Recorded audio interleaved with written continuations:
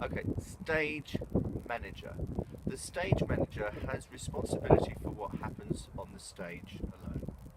So that means that they are responsible for all the health and safety aspects backstage. They are sometimes responsible for things like the set, making sure that the set is being made, created, and done in an appropriate way. So they wouldn't necessarily do it themselves, but they would oversee that.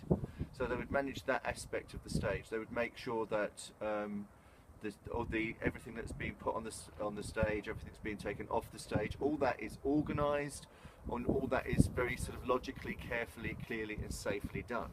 Now the director might have some ideas about how they want the staging to go, but then the stage manager would have to oversee that to make sure that the director's wishes were carried out and carried out well, and in the way that the director wanted. Sometimes for example, a director might want the staging, when a set is being changed, for the lights to be down and for that staging to happen and the audience to not see it. Sometimes they might want the staging, the attack won't be there, so we might want the staging to be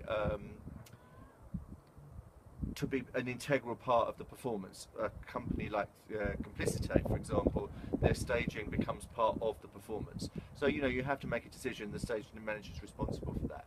In addition to that, the stage manager is responsible for running the show every night.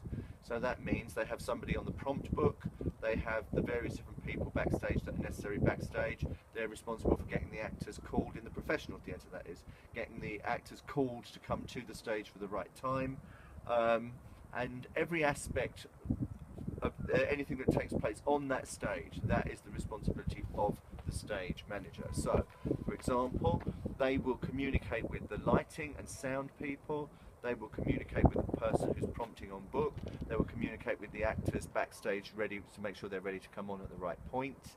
They will make sure that the staging coming on and off the stage is correct and done appropriately. They're also responsible for props, although they may have another person there who is dealing with props, but they have the overall responsibility for making sure that that all goes smoothly.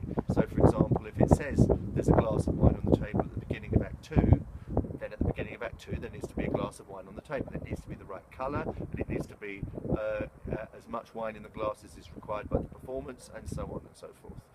Foodstuffs that need to be consumed by the actors, the stage manager is responsible for that.